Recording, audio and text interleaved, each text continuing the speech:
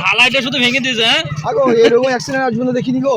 ঢালাইটা ভেঙে দিয়েছে, চাকা ফাঁকা তো কিছুই নাই, গাড়ি লেয়াই হবে না।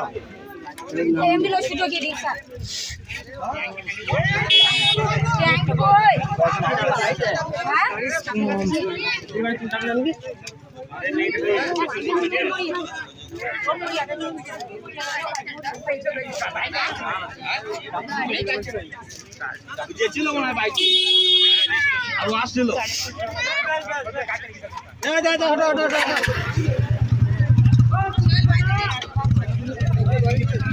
সুজল